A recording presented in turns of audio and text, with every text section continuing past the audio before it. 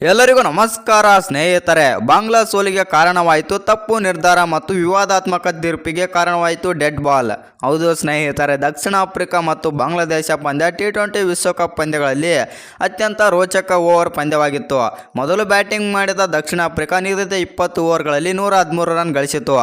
ಆದರೆ ಬಾಂಗ್ಲಾದೇಶವನ್ನು 109 ರನ್ಗಳಲ್ಲಿ ಕಟ್ಟಾಕುವ ಮೂಲಕ south Africa ತಂಡ ರೋಚಕ 4 ರನ್ಗಳ ಗೆಲುವು ದಾಖಲಿಸಿಕೊಂಡಿದೆ.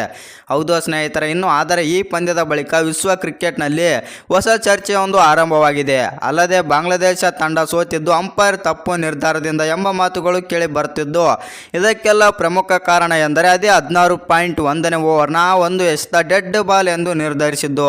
ಹೌದು ಸ್ನೇಹಿತರೆ, 16.1ನೇ ಓವರ್ನಲ್ಲಿ ಬಾಂಗ್ಲಾದ ಮೊಹಮ್ಮದುಲ್ಲಾ ಅವರು ವಿರುದ್ಧ ತಪ್ಪು LBW ತೀರ್ಮಾನವೇ ಇದಕ್ಕೆಲ್ಲ ಕಾರಣವಾಯಿತು. ಅಷ್ಟಕ್ಕೂ ಏನಾಯ್ತಂತ ನೋಡೋದಾದ್ರೆ, ಆಫ್ರಿಕಾದ ವೇಗಿಯಾದಂಥ ಬರ್ಟ್ಮನ್ ಅವರು 16.1ನೇ ಓವರ್ನ ಎಸೆಯುವ ವೇಳೆ ಮೊಹಮ್ಮದುಲ್ಲಾ ಅವರು ಮೊದಲಿಗೆ LBWಗೆ ಔಟ್ ಆಗಿ ಆನ್ ಫೀಲ್ಡ್ ಅಂಪೈರ್ ತೀರ್ಪು ನೀಡಿದರು.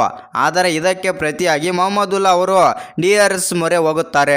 ಆಗ ಥರ್ಡ್ ಅಂಪೈರ್ ಅವರು LBW ತೀರ್ಮಾನವನ್ನು ರದ್ದುಗೊಳಿಸಿ ನಾಟ್ಔಟ್ ಎಂದು ತೀರ್ಮಾನ ನೀಡಿದರು.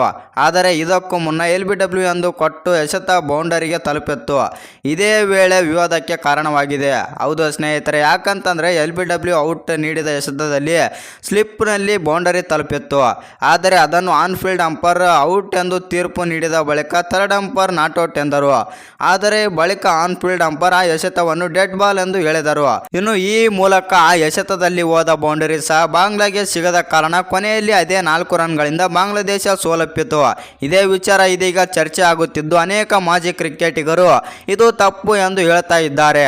ಅಲ್ಲದೆ ಡೆಡ್ ಬಾಲ್ ಬಗ್ಗೆಯೂ ಚರ್ಚೆ ಕಾರಣವಾಗುತ್ತಿದೆ. ಇನ್ನು ಈ ವಿಡಿಯೋ ನಿಮ್ಗೇನಾದ್ರೂ ಇಷ್ಟವಾಗಿದ್ರೆ ಒಂದು ಲೈಕ್ ಮಾಡಿ, ಶೇರ್ ಮಾಡಿ, ಹಾಗೆ ಇನ್ನೂ ಹೆಚ್ಚಿನ ಕ್ರಿಕೆಟಿಂಗ್ ಅಪ್ಡೇಟ್ಗಳಿಗಾಗಿ ನಮ್ಮ ಚಾನಲನ್ನು ಸಬ್ಸ್ಕ್ರೈಬ್ ಮಾಡ್ಕೊಳ್ಳಿ.